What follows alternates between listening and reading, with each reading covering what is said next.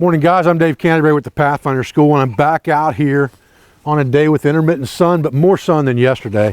And I want to talk a little bit more about the shadow board. Now understand that the shadow board here is not a whole lot different in concept than your shadow on the ground.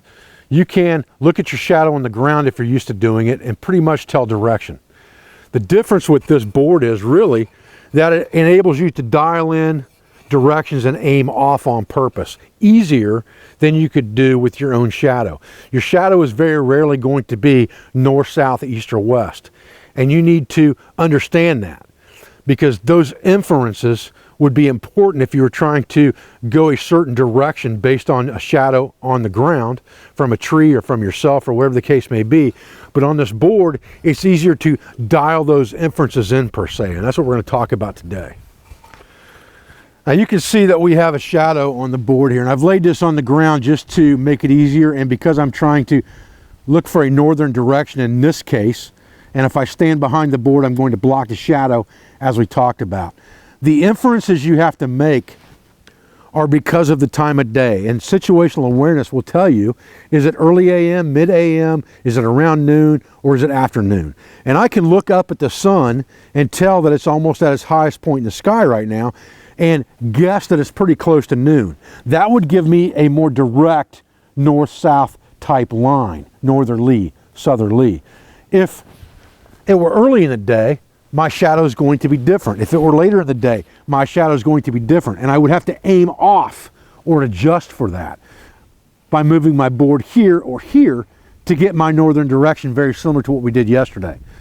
So looking at this and putting this right on the north arrow, let's just take my compass here and throw it down on the board. I'll put my north needle at the top and we'll stick it on the board, and we are exactly probably, I don't know, 2 or 3 degrees off of what my compass is reading as magnetic north. Again, this line north-south is not going to match your compass ever. It's not going to be true north. It's not going to be magnetic north, because it is local apparent time southing of the sun, which gives you a north-south line that is not going to be the same as the other 2 directions. So being 2 degrees off the compass, that's a pretty good quantification that this system works. Now, let's say I want to go west. Easy enough. Dial it to the western quadrant. The front of the board's now facing west. That's the whole pretense of this. But I've also divided this board now into 15-degree increments and 45-degree increments, and we can easier make a decision of, hey, I want to travel northwest, so I'm going to turn that thing until it's in the northwest quadrant. That's much easier to do this and figure out what that proper direction is than to do it by looking at shadows from my body on the ground. The other thing about this now is, if we divide this into 15-degree sectors, the sun moves across the sky 15 degrees every hour, local apparent time. Again, this has nothing to do with the wristwatch. This is local apparent time.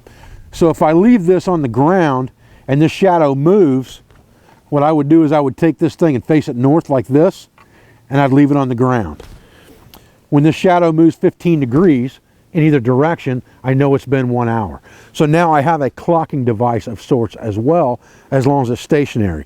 Watch the shadow move, and every 15 degrees it moves, it's going to be a solar hour. That's easy enough to understand.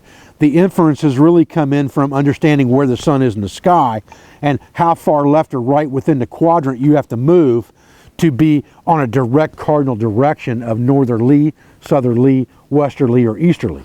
But if you've got that advantage right now of knowing that north is going to be pretty straight ahead, then you can very easily dial that 45 degrees. If I had to infer north, saying it's afternoon, so I aim off a little bit like this, and I want to change my direction 45 degrees, then I can either go 45 degrees by moving 3 marks this way, or go 45 degrees by moving 3 marks this way. That gives me a whole lot better control of my travel direction than I could ever get by looking at my shadow on the ground. That's the bonus of a tool like this. Now, the larger this is, the more accurate it's going to be. You start shrinking this thing down to credit card size or some kind of pendant size, it's not going to be near as accurate. This is a 6-inch circle. That's about as small as I would want to go if I were trying to travel in any semblance of accuracy. I wouldn't go any smaller than this. This is the bottom of a bush pot drawn on a circle. So I used something that I would have had with me to make that circle. A map protractor that you're carrying in your bag already could make these degrees, but you could also make these degree readings very easily just by bisecting lines and dividing it out in your head. Very simple to divide that thing up, especially into 45s, but 15s are also possible easy enough. Once you have your 90s and your 45s, you know there's only going to be 2 marks in between of equal distance. So it's simple enough to divide this thing up. Now, everything that you do has to be multi-purpose, so we're going to talk about that in a minute too. But I want you to get this dialing in factor in your head. If I want to go west, I just dial this board around until the arrow's in the western quadrant, and I'm going to be heading some direction of westerly. If I want it to be more accurate, I have to make inferences by the sun to know where the sun's at. Right now, because it's pretty high in the sky, if I have that shadow directly on the west line, I'm going to be heading fairly directly west. I would have to move that for inference and aiming off if the sun were not high in the sky.